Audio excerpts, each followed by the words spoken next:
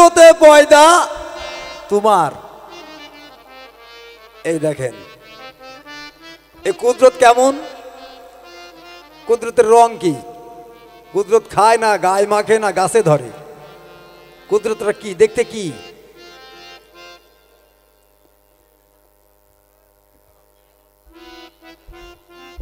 কুদরত বলতে কি বুঝায়? যার কোনো ভিত্তিই নাই। যখন আর জবাব দিয়ে পারে না, একজন যদি আমার গালে একটা চড় মারে, আমি যদি ফের চড় মারার ক্ষমতা রাখি থাকে তাহলে মারিয়ে দেবো, না পারলে কি বলবো আল্লাহ তোর বিচার করবি। যখন আর আমি পারলাম না, চড় মারতে পারলে কিন্তু মারিয়ে ফেলতাম, আর যখন পারছিনি তখন বলছে কি বিচার আল্লাহ করবি। যখন আর কোনো সিদ্ধান্ত কোনো কিছু শেষ থাকে না, তখন কুদরতের উপরে যায় এসে দাঁড়ায় পড়ে। এরপরে আর কোনো কলম থাকে না। কারণ পারলে এবার অবশ্যই তুমি চড় মেরে দেখানোর লোক এই যে আমার দলিলে বলছে আল্লাহ এইভাবে আমাকে সৃষ্টি করছে। আর সেটা কি? আমাদের মুসলমান ধর্মের একমাত্র যে ধর্মগ্রন্থ পবিত্র কুরআন। এই কুরআনকে যদি তোমার মানতে হয় তাহলে সূরা নেসার 1 নম্বর আয়াত খুললে তুমি বুঝতে পারবে যে আমি এক হইতে যুগল রূপে তোমাদের সৃষ্টি করিয়াছি। আল্লাহর নবী পুরুষ, আদম পুরুষ, তোমার নারী কই? আল্লাহ সৃষ্টি।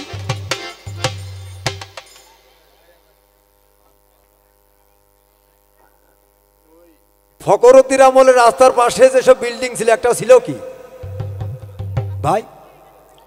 যখন ফখরুদ্দিন তত্ত্বাবধায়ক সরকার ছিল, রাস্তার পাশ দিয়ে সরকারি জায়গায় যে বিল্ডিংগুলো ছিল সবই কিন্তু ভাঙা পড়ে গিয়েছিল। এই ফাঁকে ভাঙা পড়ে গেল এক নাপিতের চুল কাটার ঘর। আসতে ওর কিন্তু মাসে ৮০,০০০ টাকার কিস্তি দেওয়া লাগে। ও মালিক এক জায়গায় বলছে ভাই আপনার এই ঘর তো ভাঙে গেল, তখন আমি এখন কোন কাজ করি? আমার যে সপ্তাহে ৮০০ টাকা কিস্তি।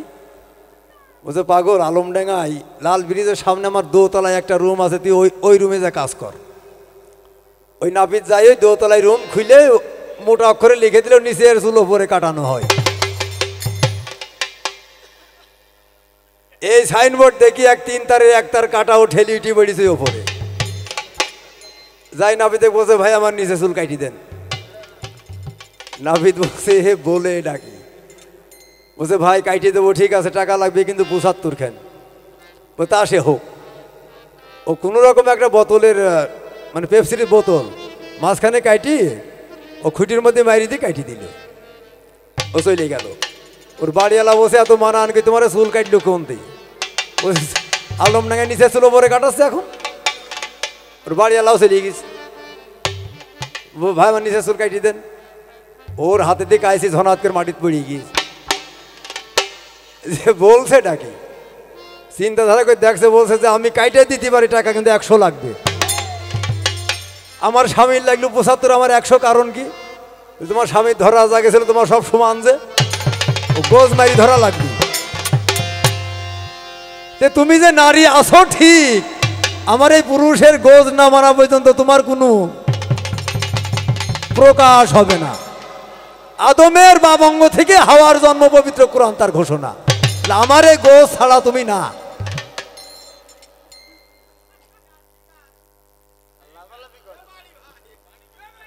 ওরে যারে দিয়ে পয়দা হলে নিন্দা করলি কার কথায়?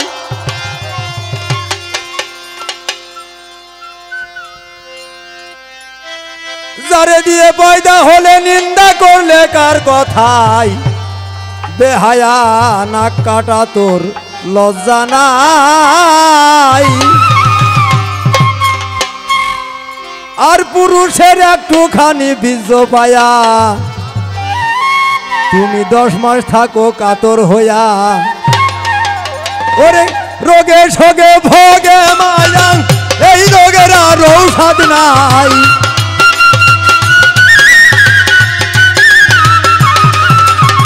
রোগে শোগে ভোগে মায়া, রোগে শোগে, রোগে শোগে ভোগে মায়া, এই রোগের আর ঔষধ নাই। বেহায়া নাক কাটা তোর লজ্জা নাই, হাই রে বেহায়া না কাটা তোর লজ্জা নাই।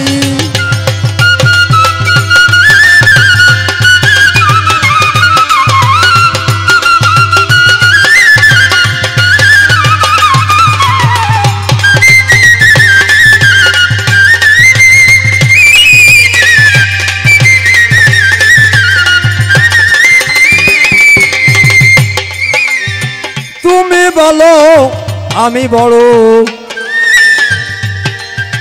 কোন বিচারে নারী বড়, কোন বিচারে নারী বড়, বিচার করো বিচার চাই।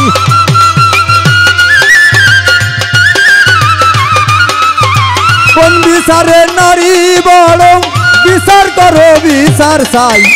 বেহায়া না কাটা তোর লজ্জা নাই, আই রে বেহায়া না কাটা তোর লজ্জা নাই।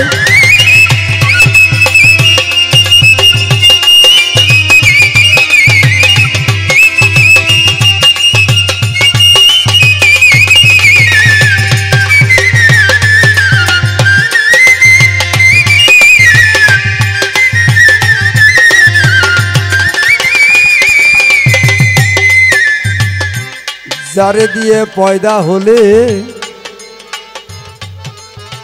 নিন্দা করে কার কথায়, বেহায়া না কাটা তোর লজ্জা নাই। আদমের বা মঙ্গের বাঁকা রেহেল নামক হাড় হইতে হাওয়া বিবির জন্ম। আগে আমার এই পুরুষ, আগে লাঙ্গল তারপরে গা জমি তৈরি করা হয়েছে কিভাবে চাষ করতে হবে। আগে আমার এই পুরুষকে সৃষ্টি করার পরে আল্লাহ পাক রব্বুল আলামিন জমি সৃষ্টি করলেন, যে জমি চাষ করতে হবে। একটা টিলারের দিকে তাকালেই বোঝা যাবে যে টিলারটা কেমন। একটা পুরুষ হতে অদ্রুপ টিলার স্বরূপ।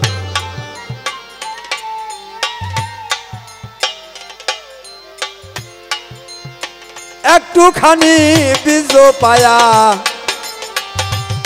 তুমি 10 মাস থাকো কাতর হইয়া, রোগে শোগে ভোগ মায়া, এই রোগের আর ঔষধ নাই।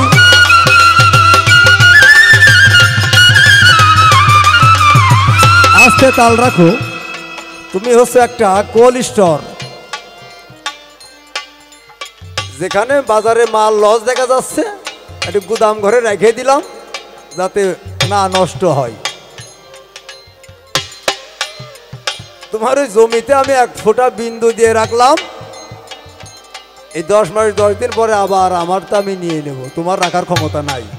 আমার কাছে কিন্তু 20-25 বছর 30 বছর পর্যন্ত ছিল, তোমার কাছে রাখে আসছে আমি 10 মাস 10 দিনকার জন্য।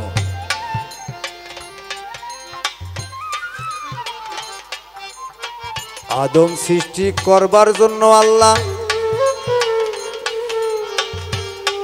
আজরাইলকে হুকুম করিল, খালি আজরাইল না 10 জায়গার মাটি দিয়ে আদমকে সৃষ্টি করা হয়েছে। ইরাকের মাটি দিয়ে আদমের পিঠ পয়দা, বাবুল শহরের মাটি দিয়ে আদমের দাঁত পয়দা, তাইফের মাটি দিয়ে আদমের জিহ্বা পয়দা, তাইফের মাটি দিয়ে যেসব ফল জন্মায় খুব সুস্বাদু ফল তাইফ শহরে।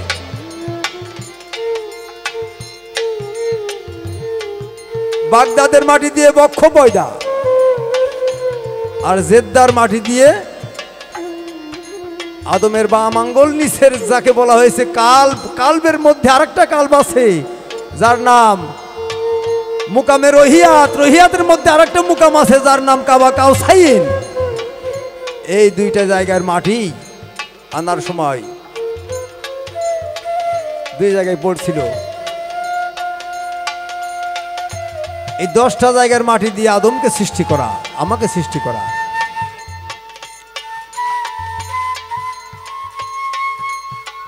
উম্মত বলেন তুমি বড় বিচার করো বিচার চাই, বেহায়া না কাটা তোর লজ্জা নাই হাই রে বেহায়া না কাটা তোর লজ্জা নাই আসতে।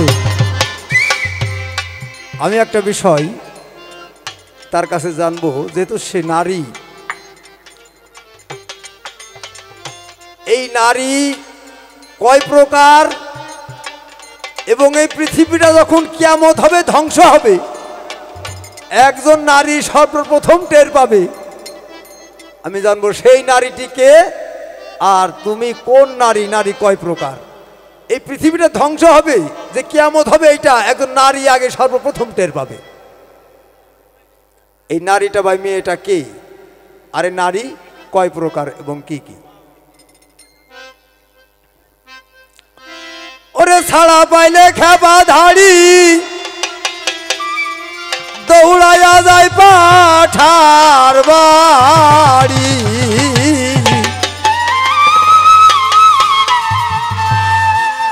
200 টাকা দেয় জরিপানা, এই তো কর্মফল। ওরে নারী হয় পাগল, নারী জাতি ক্ষেপ্ত ধাড়ি ছাগল। পাঠা দিয়ে কাজ করায় তো নেয়, আরো 200 টাকা দেয় ছোলা খাওয়ার জন্য। তুমি আমার কাজ করবো না, আমি তোমার কাজ করবো নাকি? ও তাই ছাড়া পাইলে খেপা ধাড়ি দৌড়াইয়া যায় পাঠার বাড়ি।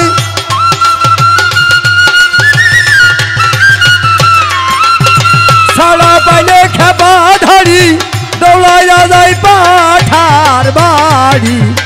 60 টাকা দেয় জরিপানা, এই তো কর্মফল। নারী হয় পাগল, নারী জাতি ক্ষেপ্ত ধাড়ি ছাগল। হাই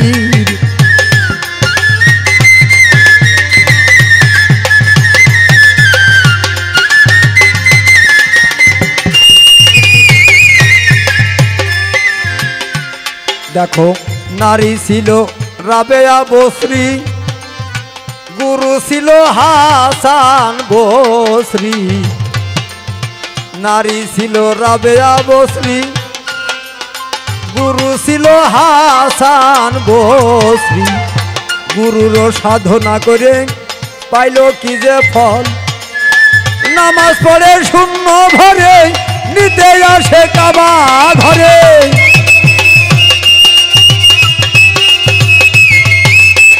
নামাজ পড়ে শূন্য ভরে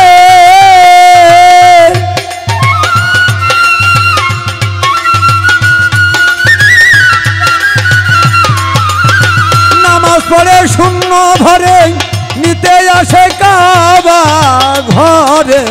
পুরুষের সাধনা করে পাইল কি যে ফল, নারী হয় পাগল, নারী জাতি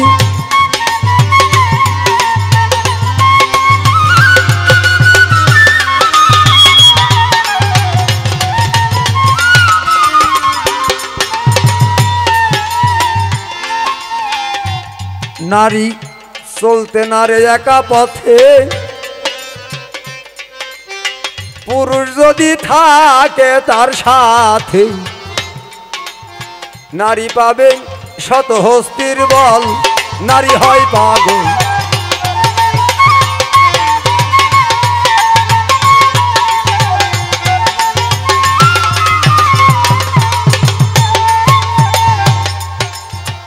দেখো, আমি একজন পুরুষ মানুষ, গান গাওয়ার জন্য কুষ্টিয়া থেকে চলে আসছে এখানে, আমার সাথে কোনো মানুষ নাই।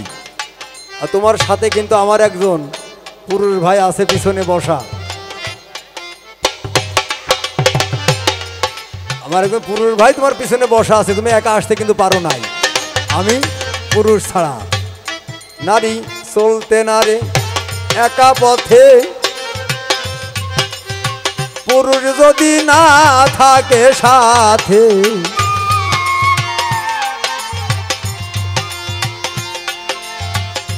চলতে নারে একা পথে, পুরুষ যদি থাকে তার সাথে, নারী পাবে শত হস্তির বল, নারী হয় পাগল, নারী জাতি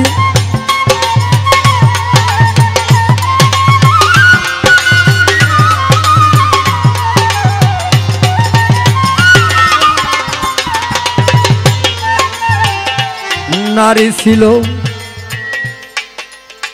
রাবেয়া বশ্রী, জীবনে সে করে নাই বিয়ারে।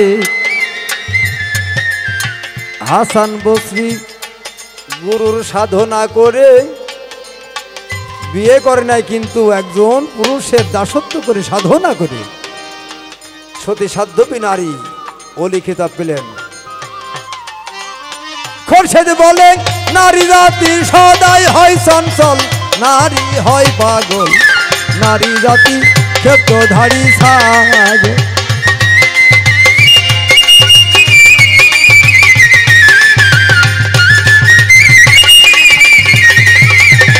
খোরশেদ বলে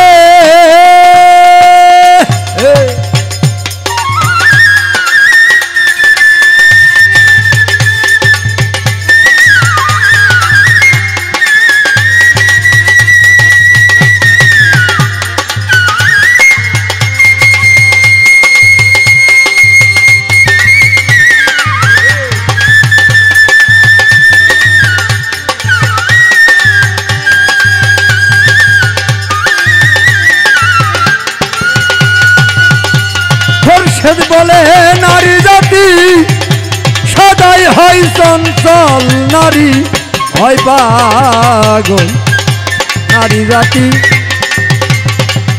ক্ষেত্র ধারী সাজ।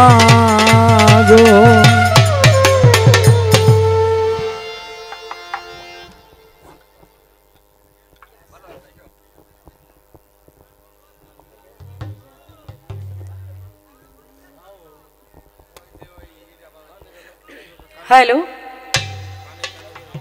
তবে যাই হোক আপনারা সবাই ভালো আছেন তো নাকি? কিন্তু আমি ভালো নেই।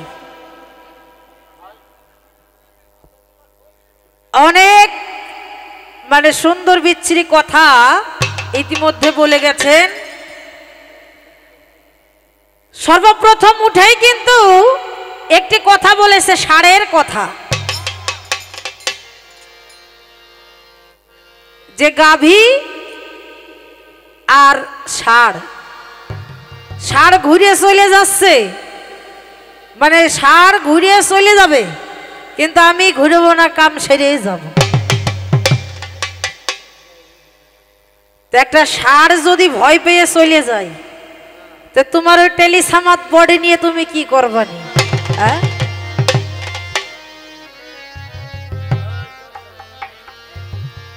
এবার আসে অতি চমৎকার ভাবে একটি গল্প দিয়েছে। নিচের চুল ও উপরে কাটানো হয়। গল্পের জবাব আমি পরে দেব, তার আগে একটি কথা বলেছে, তুমি যে হাওয়া, তুমি যে নারী, তোমার সৃষ্টি কিভাবে হয়েছে তুমি হাদিস দলিল দিয়ে দেখাও। আমি বলেছিলাম খোদে খুদার খোদ অঙ্গেতে কুদরতি সৃষ্টি আমার, দেখ না আদম লীলা কি মোর চমৎকার। আদমকে আমার আল্লাহ পাক মাটি, পানি, বাতাস, আগুন এই সব দিয়ে দুই পা দিয়ে নাতিয়ে দলিয়ে সেইনে শুনে কাদা করে তারপরে বানিয়েছে। আর আমার হাওয়াকে আমার আল্লাহ তাআলা কিন্তু এই দুই পা দিয়ে নাতিয়ে দলিয়ে সেইনে শুনে কাদা করে সৃষ্টি করিনি। খোদে খুদার খোদ অঙ্গেতে আল্লাহর কুদরতি নূর দ্বারা আমার এই নারী সৃষ্টি। আমার এই নারীকে আল্লাহ সৃষ্টি করে মা বলে সম্মানও জানিয়েছে। এই কথা হয়তো তোমার জানা নাই। বলেছে আদমের রেহননামা ঘাড় দিয়ে এই হাওয়াকে সৃষ্টি করেছে। যদি তাই হয়, নগদ প্রমাণ। আল্লাহ যদি আদমের বাম পাশের রেহননামা ঘাড় দিয়ে এই নারীকে সৃষ্টি করে, তাহলে আদমের বাম পাশে কাটা দাগ থাকবে নাকি? হাড় যখন বের করা হয়েছে অবশ্যই কেটে বের করেছে। আমার জানবার বিষয়, নগদ প্রমাণ না দেখাইতে পারলে কিন্তু কপালে বিপদ আজকে। ওই রেহননামা ঘাড় যে বের করেছিল, যে কাটা দাগ, যে সেলাইয়ের দাগ, ওই সেলাইয়ের দাগটা আমাকে দেখাইতে হবে। এবং এই অপারেশনটা করেছিল কে? কোন ডাক্তারে না আল্লাহ নিজে? একটু সুন্দরভাবে আমাকে বলে যেও। এবারে আসেন, একটি গান করেছে, গানটা কি? বেহায়া নাক কাটা তোর নজ জানাই। বেহায়া নাক কাটা তোর নজ জানাই, তুমি কোন গুণের নারী? আবার বলেছে কোন বিচারের নারী বড়? শুনতে চাই গানের ভিতরে, নারী কোন বিচারে বড়, এটা বিচার চাই। আমি আস্তে আস্তে তার পুরো কথার মীমাংসা আমি দেব। আবার কি বলেছে? জমির কথা বলেছে, লাঙ্গলের কথা বলেছে, যে আমি হলাম লাঙ্গল, আর একজন নারী হইল কি? পুরুষ হইল নাঙ্গল স্বরূপ, আর একজন নারী হইল জমি স্বরূপ। এই আসতে বলেছে, আমি যদি নাঙ্গল দিয়ে চাষ করি, জমি চাষ করে যদি একটা ফসল, একটা বীজ রোপণ করি, সেখান থেকে ফসল হবে, তাই না? তোমার জমি যদি না থাকে, ওই নাঙ্গলের কোনো মূল্য আছে? হ্যাঁ, এই জমি যদি না থাকে, নাঙ্গলের তো কোনো মূল্য নাই, আছে নাকি? আবার বলেছে কি? নারী হইল গোডাউন স্বরূপ, নারী গোডাউন স্বরূপ। আমি বস্তা বস্তা আলু, বস্তা বস্তা পাট, যাই হোক, আমি গোডাউনে ভরে ধুয়ে দিলাম। ওই মাঝে সাঝে মানে বছরে একবার খুলে দেখলাম নাকি। এই গোডাউন যদি না থাকে, এই গোডাউনের কারণে তুমি আহসান হাবিব আজকে দুনিয়ার মুখ দেখতে পেয়েছো। আর এই গোডাউন যদি না থাকতো, এই যে কথাগুলো বলছো, এ তোমার দ্বারা সম্ভব ছিল না। একটা গোডাউনের মাধ্যম দিয়ে আজকে তুমি আহসান হাবিব। তাহলে গোডাউনের কত মূল্য একটু খেয়াল করে দেখো। আবার কি বলেছে? এই নারী নাকি খেব্দ ধাড়ি ছাগল। নারী যদি ছাড়া পায়, দৌড়ায়া যায় পাঠার বাড়ি, আবার নাকি জরিপানাও দেয় 200 টাকা। এই নারী খেব্দ ধাড়ি ছাগল। অনেক কিছু বলে গেছে, আমিও কিন্তু ছেড়ে যাব না। আমি কিন্তু মুখ আজকে বাড়ি ধুয়ে আসিনি, আজকে সাথে করে নিয়ে এসছি। আবার কয়, তুমি একজন নারী না? তুমি এখানে গানে আসছো, সাথে একজন পুরুষ মানুষ এসেছে, একজন পুরুষ এসেছে, কিন্তু আমি আহসান হাবিব, আমি পুরুষ, আমার সাথে কোনো মহিলা আসেনি। আচ্ছা, এটা নগদ প্রমাণ, কিন্তু একলা আসেনি, ভক্ত মেয়েকে সাথে করে নিয়ে এসছে। এবার বুঝতে পারছেন? হ্যাঁ, কত বড় মিথ্যা কথা এই মঞ্চের ভিতরে বলে গেল।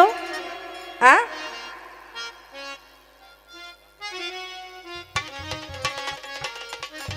এবার আসেন,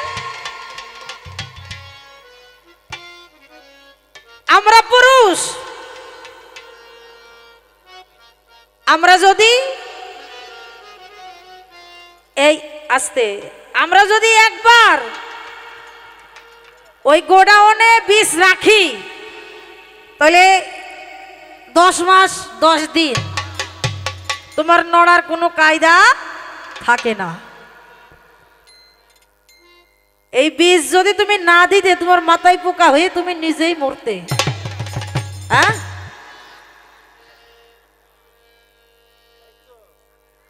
বছরে 365 দিন, তাই না? এই 365 দিনে একটা বীজে একটা ফসল ফলে, হ্যাঁ? আর এই বাদ বাকি যে মালগুনা তুমি দাও, ওই মালগুনার গতি কি হয়? হ্যাঁ, ওই 364 দিন ওই মাল যে তুমি রাখো গোডাউনে, ওই মালগুনার গতিটা কি হয় আমি একটু জানতে চাই। হ্যাঁ, আল্লাহ কি বলেছে? যে মানুষ হত্যা করা মহাপাপ, জান হত্যা করা মহাপাপ। তাহলে তুমি যে বড় জোর গলায় বলে গেলা যে আমি একবার বীজ ঢুকি দিলাম গোডাউনের ভিতরে, দিয়ে 1 বছর তোমার আর কোনো কায়দা নাই, ওই গোডাউনের মুখ আটকিয়ে যাবে। এই বাদ বাকি বীজগুনা তুমি রাখো কোনে? এবার আসেন, আমার কাছে প্রশ্ন করেছে এই পৃথিবীতে কিয়ামত হবে যেই দিন, সেই দিন একটা নারী সর্বপ্রথম জানতে পারবে যে আজকে কিয়ামত হবে, এবং নারী কয় প্রকার, কি কি।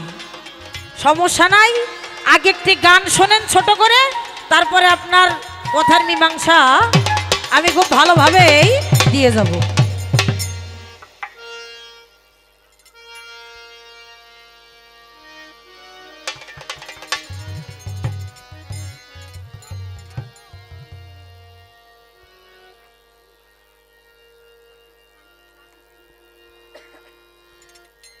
ওরে নারী হইল কোরআনের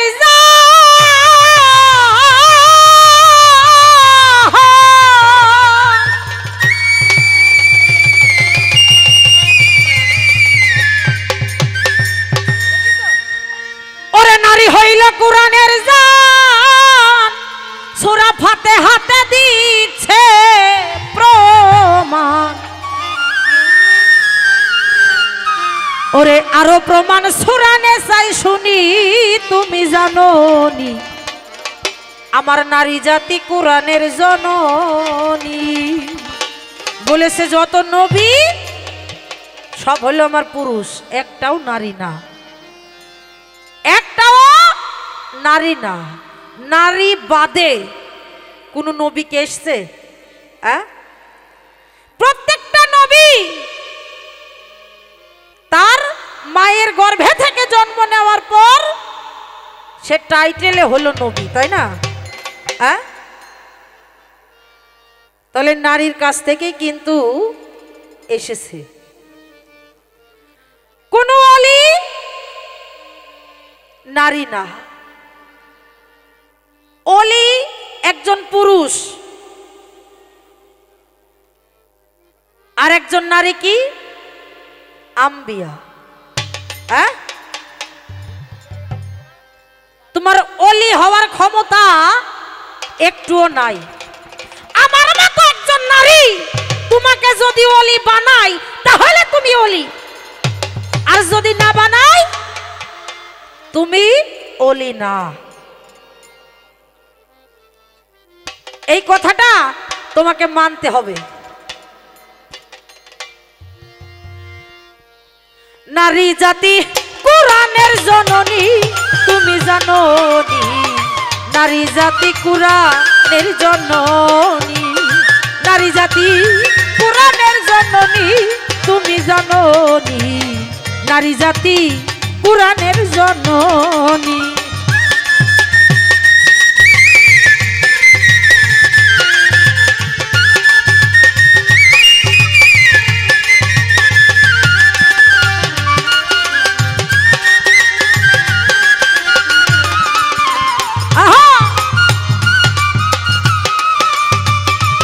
আরে ভালো ভালো,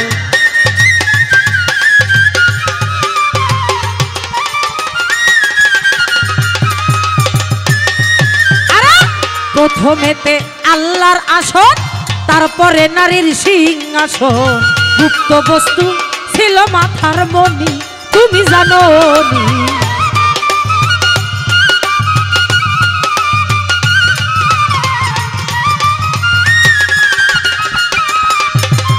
প্রথমেতে আল্লাহ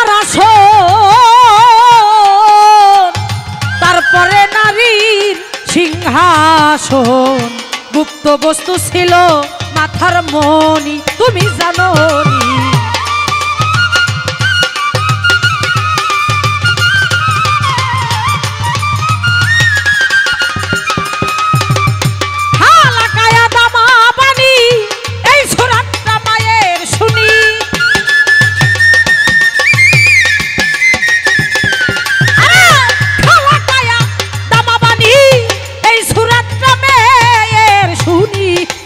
নিচ্ছুরাতে প্রকাশ হইলেন তিনি, তুমি জানো নি। আমার নারী জাতি কুরআনের জননী, আমার নারী জাতি কুরআনের জননী, তুমি জানো নি।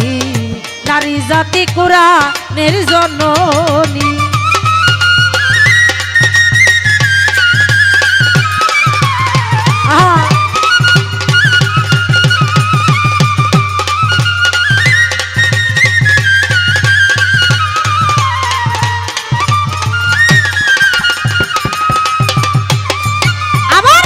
অন্ধকারে ধন্দ ধরে ছিলেন আপে পর আরে, মনে মনে চিন্তা করেন তিনি, তুমি জানো নি।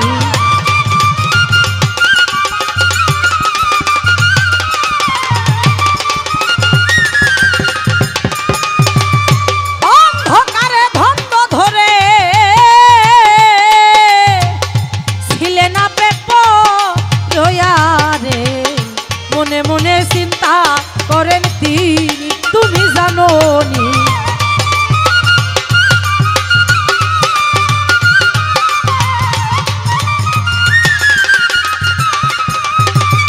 চিন্তাতেও চেতন হইয়া বিমাকৃতি যাইবা নাইয়া,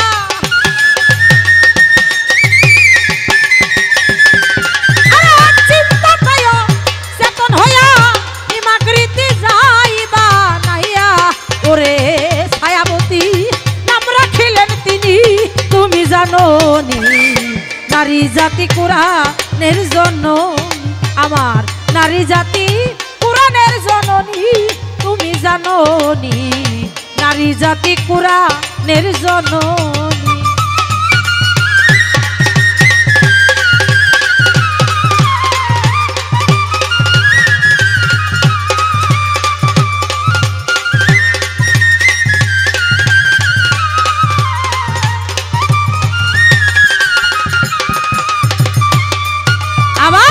নিজকে নিজ প্রকাশ হইতে ওই আদমকে বানাইতে ফেরেশতাদের অর্ডার করেন তিনি, তুমি জানো নি।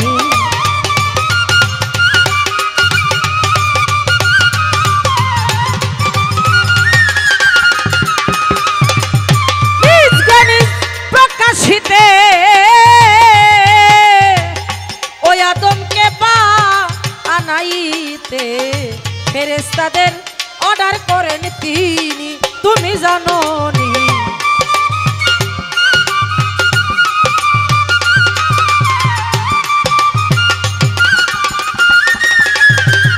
ভাবে কয় মহাসিনী দেওয়ান, এই নারীকে করো সম্মান।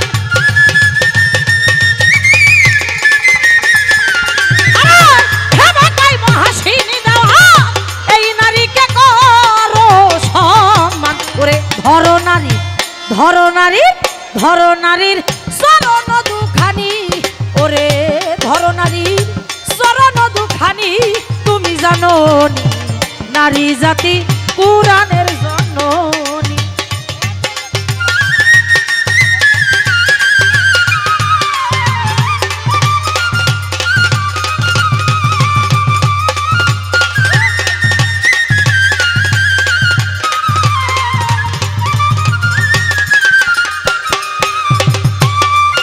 তাই কি বলেছেন গানের ভিতরে, নারী জাতি কুরআনের জননী, তুমি জানো নি।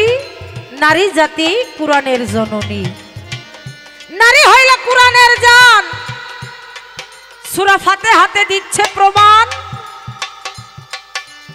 আরো প্রমাণ সূরা নিসায় শুনি। তুমি যে কুরআনের কথা বলছো, তোমার নারী কুরআনে কোন জায়গায় বড়? আমার আল্লাহ তাআলা আমার এই নারীর প্রতি কয়েকটা সূরা নাজিল করে দিয়েছে, সূরা নিসা, সূরা ফাতিহা ফাতিহা সূরা বাকারা। হ্যাঁ, তাই কি বলেছেন, অন্ধকারে ধন্দ ধরে ছিলেন আপে পড়ো আরে, মনে মনে চিন্তা করেন তিনি, চিন্তাতে অচেতন হই আমি মাকৃতি যাই বানায়া, ছায়াবতী নাম রাখিলেন তিনি। আবার কি বলেছেন, প্রথমেতে আল্লাহর আসন, তারপরে নারীর সিংহাসন, গুপ্ত বস্তু ছিল মাথার মণি, খালাকা আদামা বাণী, এই সূরাটা মায়ের শুনি, নিজ সূরাতে প্রকাশ হইলেন তিনি। তাই আমার কাছে প্রশ্ন রেখেছে, অতি চমৎকার একটি প্রশ্ন। প্রশ্নটা কি, কিয়ামতের দিন সবার আগে একজন নারী এই কিয়ামত হবে সে জানতে পারবে। এই নারীটা নাম কি এবং নারী কয় প্রকার? কিয়ামতের দিন যেই নারী জানতে পারবে ওই নারীর নাম ফাতেমা। আমার ফাতেমা তিনি জান্নাতের সর্দার। এই জান্নাতের চাবিকাঠি, বেহেশতের চাবিকাঠি আমার আল্লাহ তাআলা মা ফাতেমার কাছে দিয়েছে এবং আমার আল্লাহ তাআলা আমার মতো একজন নারী, তিনি একজন মেয়ে, তার জন্য আমার আল্লাহ তাআলা বেহেশতের ভিতরে একটা রংমহল তৈরি করে থুয়েছে। ওই পুরুষ, তোমার পুরুষ যদি এত বড় হয় তাহলে তোমার পুরুষের জন্য কয়টা রংমহল বেহেশতের ভিতরে তৈরি করেছে? হ্যাঁ, এবং বেহেশতের চাবিকাঠি তোমার পুরুষের কাছে না দিয়ে এত বড় যদি পুরুষ হয় একজন নারীর হাতে দিল।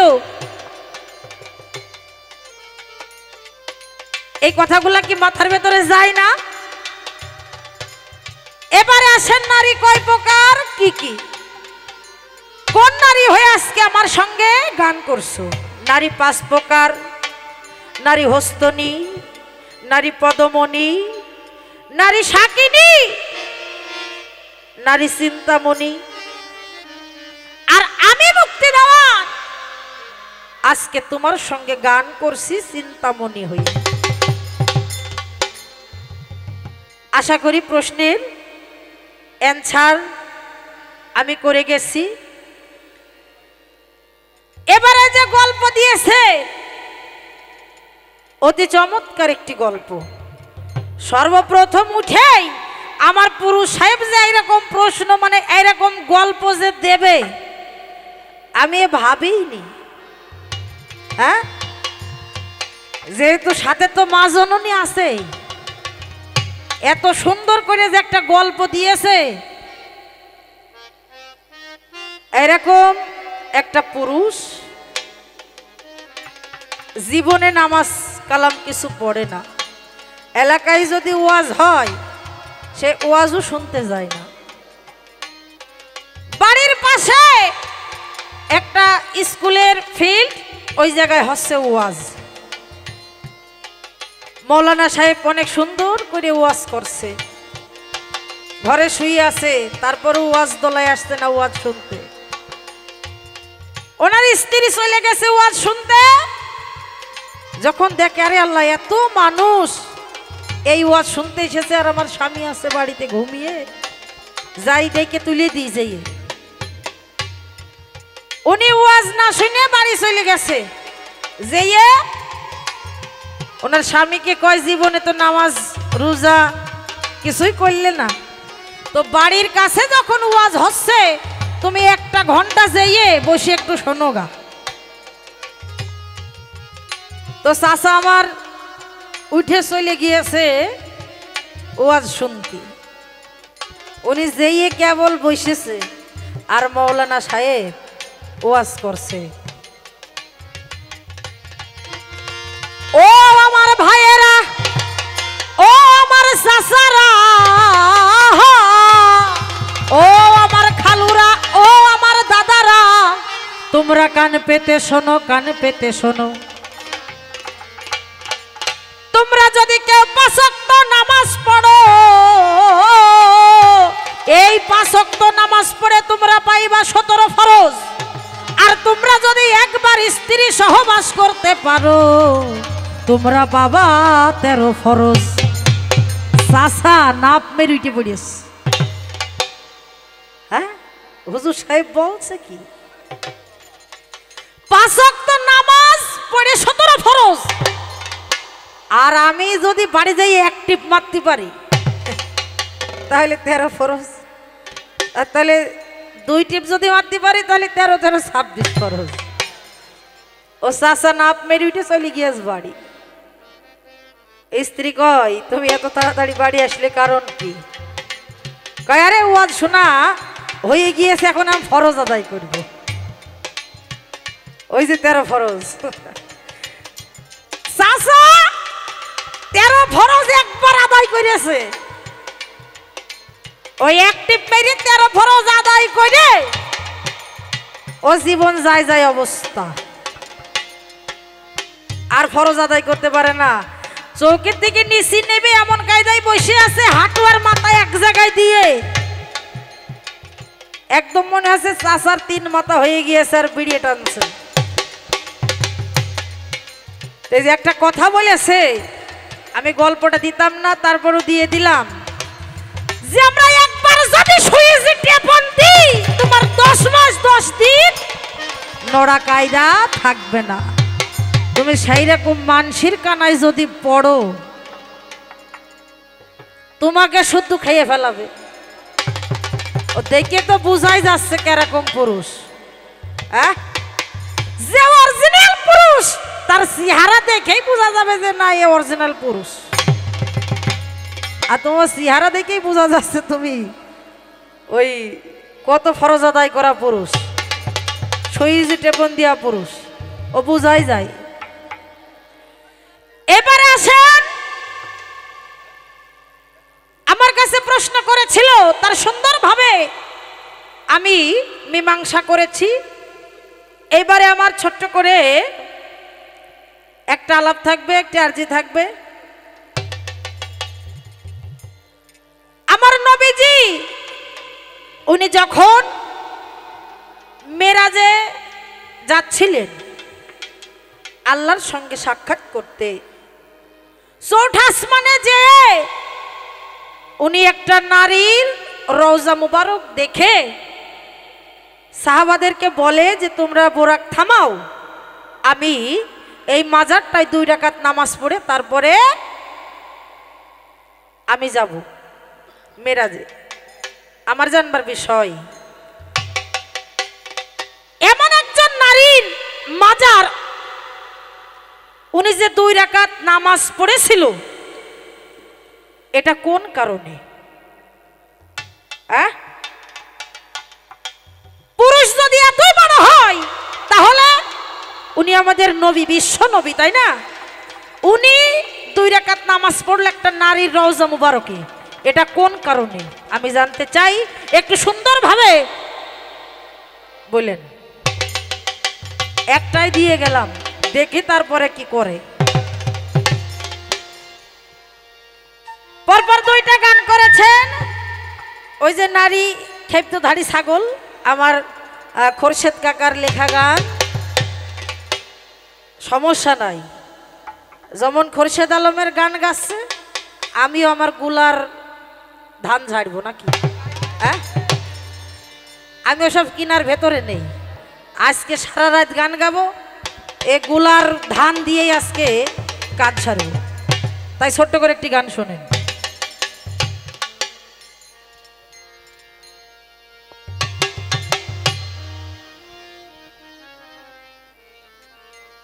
ওই আমার যুক্তিতে যুক্তিতে তুমি ওরা যুক্তিতে আমার যুক্তিতে যুক্তিতে তুমি কথাই কথাই বান্দা পড়বা। পুরুষ তুমি ক্ষুদ্র প্রাণী আমি জানি, আমার সঙ্গে পাল্লা করবা, পুরুষ তুমি ক্ষুদ্র প্রাণী। আসলে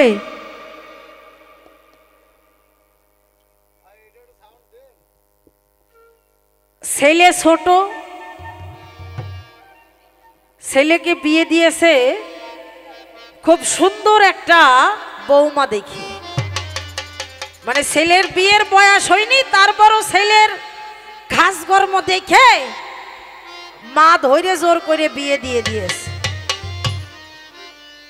এখন কিছুদিন যাওয়ার পর ছেলে আস্তে আস্তে মানে শেষ হয়ে যাচ্ছে, মানে ছেলের আর বাঁচানোর মতো কায়দা মা পাচ্ছে না, কি করবে? ও ডাক্তারের কাছে যাচ্ছে, কবিরাজের কাছে যাচ্ছে, কোনো কাজ হচ্ছে না, ছেলে আস্তে আস্তে ফুরিয়ে যাচ্ছে। তো একটা ডাক্তারের কাছে গিয়েছে, খুব বড় ডাক্তার, ডাক্তারও ছেলের কোনো রোগ বাঁচছে না। তো ওই ছেলে আর ওই বৌমা দেখে ওই মাকে একটা যুক্তি দেয় ডাক্তারে, যে আপনি একটা কাজ করেন, এই ছেলে যদি আপনি বাঁচাইতে চান তাহলে এই বৌমাকে ঘরের ভিতরে রাখবেন আর এই ছেলেকে ঘরের বাইরে রাখবেন, এরা দুইজন যেন এক জায়গায় না হতে পারে। এখন এই কথা শুনে মা জিনিস মনে মনে চিন্তা করে, আমার ছেলে যদি বেঁচে যায় আমি তাই করব। বাড়িতে একটাই রুম, ওই বৌমা থাকে ঘরের ভিতরে আর ছেলে থাকে ঘরের বাইরে। ছেলে ওই জ্বালানায় বুক বাঁধি দিয়ে ওই বৌমার দিকেই শুধু তাকিয়ে থাকে, ওর গালের ভিতরে মাছি ঢুকে যায় তাও টের পাই না। ওই জানলা দিয়ে ওই ঘরের মধ্যে ওই বৌমার দিকেই ছেলের খেয়াল। তোর মা একদিন দুই দিন দেখতে দেখতে মার খুব রাগ হয়ে গেছে। এই মা ভাই, এই তুই কি করিস? তোর ডাক্তার নিষেধ করেনি তুই ওইদিকে তাকাবি না? হ্যাঁ, তোর শরীর খারাপ হবে না? ওই শরীর খারাপ আর হয়েছে কি, আরো শরীর খারাপ আমি করব, তা ওই দিকেই আমি তাকাবো।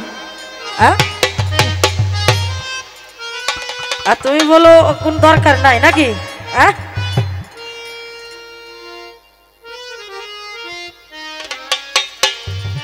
ওই আমার যুক্তিতে যুক্তিতে তুমি যুক্তিতে যুক্তিতে তুমি কথাই কথাই বান্দা করবা, পুরুষ তুমি ক্ষুদ্র প্রাণী, আমি জানি আমার সঙ্গে পাল্লা করবা, পুরুষ তুমি ক্ষুদ্র প্রাণী।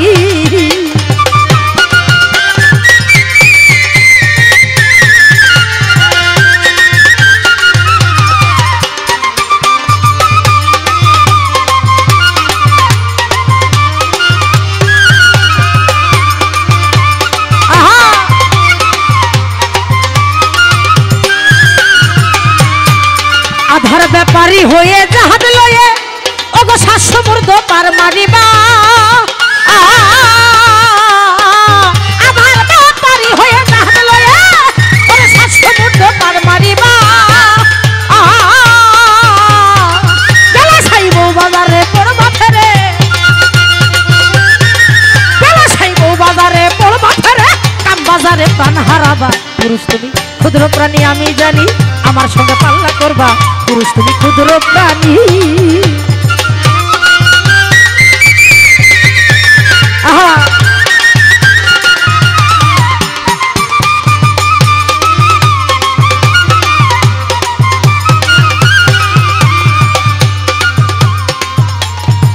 করেছিল শক্তির বড়াই এই যে ধরাই, ওরে হাদিসে তা প্রমাণ পাবা,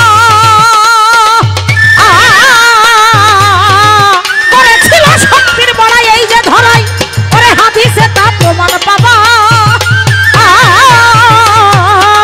ফাতেমাই পাখি হলো তারে নিল, ফাতেমাই পাখি হলো তারে নিল, একটানে চৌকাতে যাবা, পুরুষ তুমি ক্ষুদ্র প্রাণী, আমি জানি আমার সঙ্গে পাল্লা করবা, পুরুষ তুমি ক্ষুদ্র প্রাণী।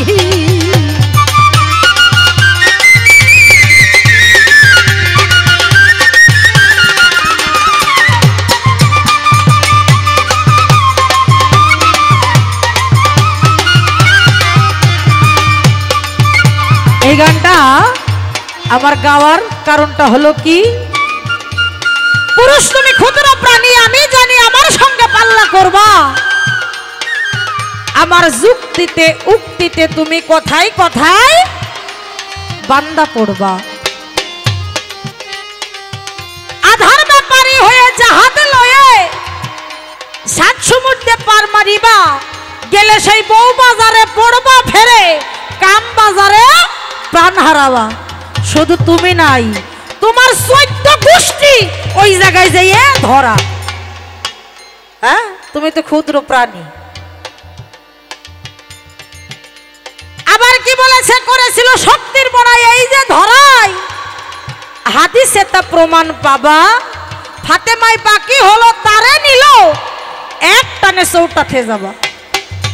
হযরত আলী এবং মা ফাতেমা, ওনারা দুইজন শক্তির বড়াই করছিল।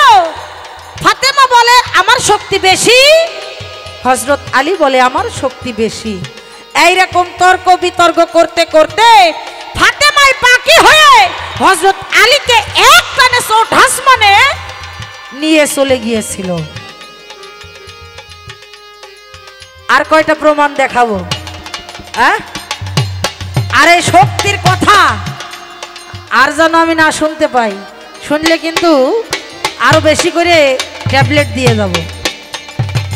তখন হযরত আলী কি বলে,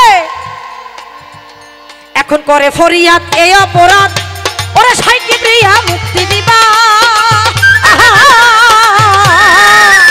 এখন করে ফরিয়াদ এই অপরাধ, ওরে সাইকে প্রিয়া মুক্তি দিবা। তাই কয় মহাসিন মেয়ে স্বাধীন, তাই কয় মহাসিন মেয়ে স্বাধীন, মেয়ের চরণ মাথায় নিবা। পুরুষ তুমি ক্ষুদ্র প্রাণী, আমি জানি আমার সঙ্গে পাল্লা করবা। পুরুষ তুমি ক্ষুদ্র প্রাণী, আমার যুক্তিতে যুক্তিতে তুমি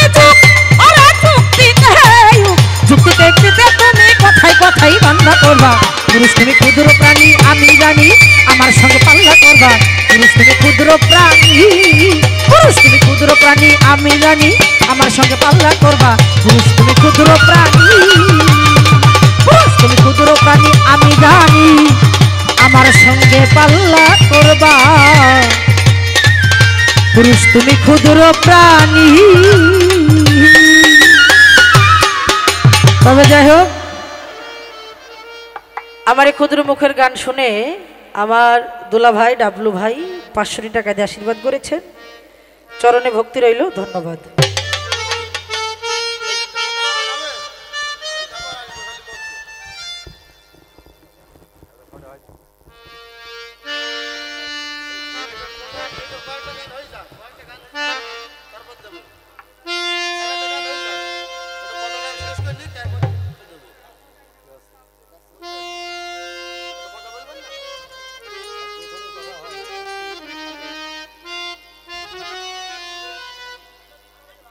যেভাবে ঝাঁকি, তাতে তো আমার মতো দুর্বল মানুষের টিকাই কঠিন।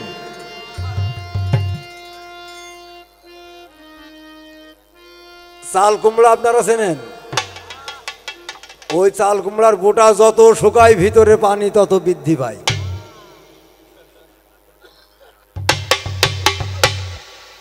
আর অল্প পানি খুবই তাড়াতাড়ি হিট হয়। তোমার যদি অবিশ্বাস হয় তাহলে 60 হয়ে পড়ে যাও, পরীক্ষা করে নাও, নগদ প্রমাণ হয়ে যাক। কেমন পুরুষ তুমি দেখো, তুমি ছটায় কি ভাবি না।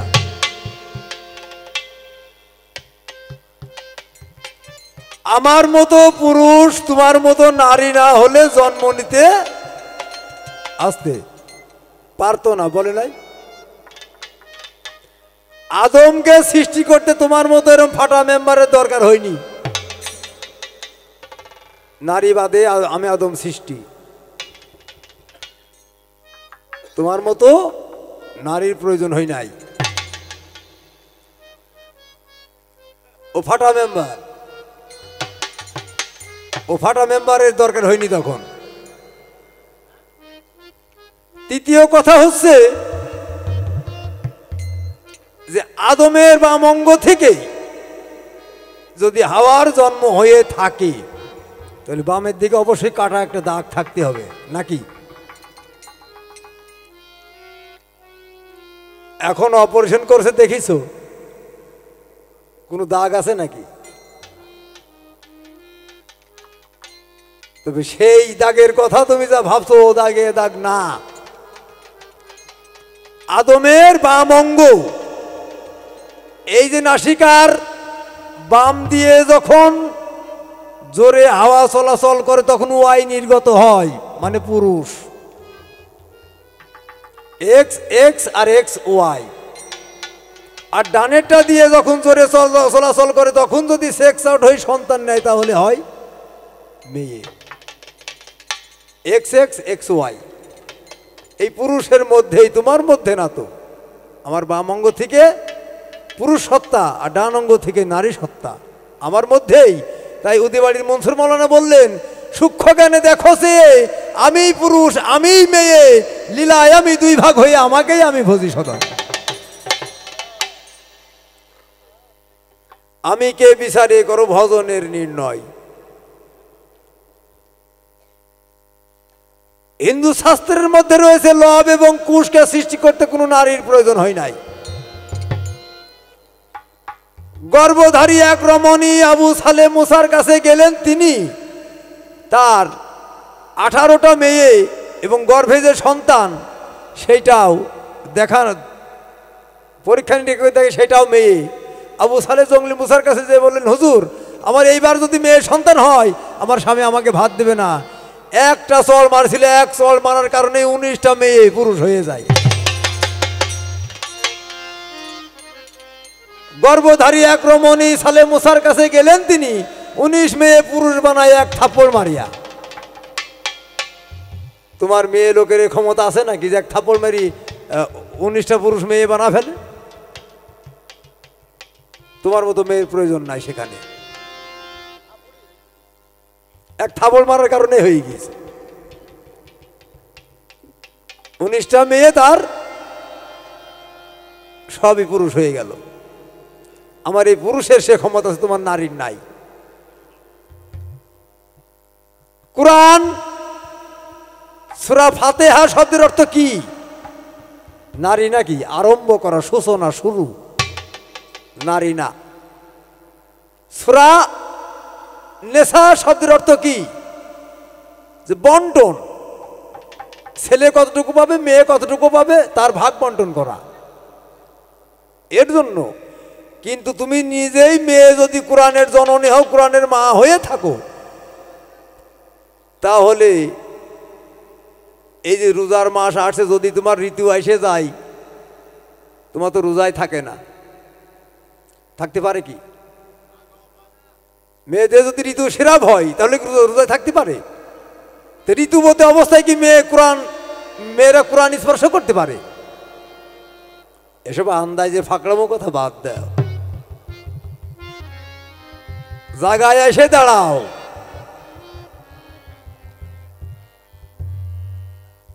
কুকুর এমন ভাবে প্রসাব করে কুকুরের গায়ে এক ফোঁটাও পড়ে না।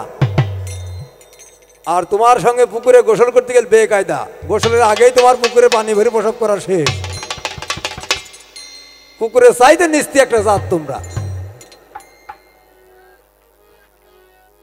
শয়তান যদি থেকে থাকে, শয়তানের পরে দ্বিতীয় শয়তান সে হচ্ছে এই নারী। শয়তানকে আমরা জীবনও চোখই দেখি না, কিন্তু শয়তান শয়তান বলি, কিন্তু দ্বিতীয় শয়তান হচ্ছে এই নারী।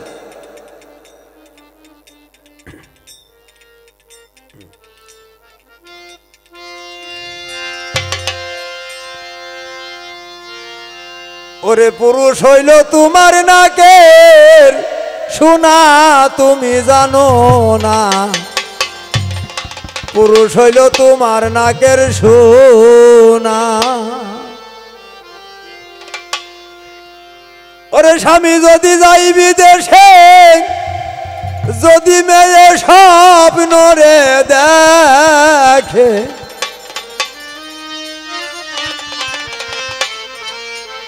ওরে খসে পড়লো আমার নাকের সোনা।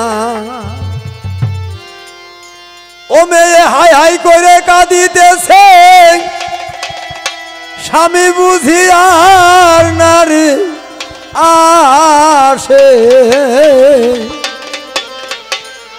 ওরে আমি স্বামী মইলে স্বামী তো পাবো না, তুমি জানো না পুরুষ হইল তোমার নাকের সোনা।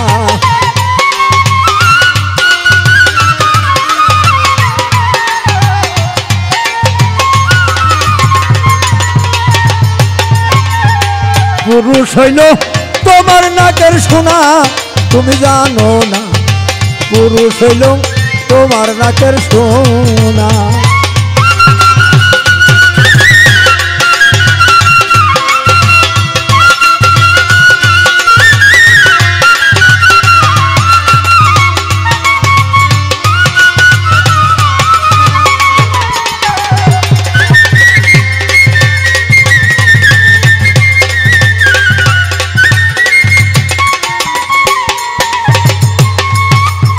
স্বামী যদি যাই বিদেশে,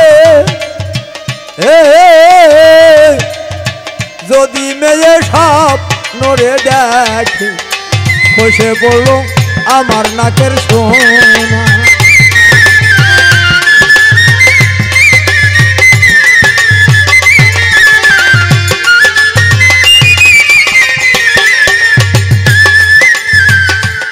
নারী হাই হাই করে কাঁদিতেছে,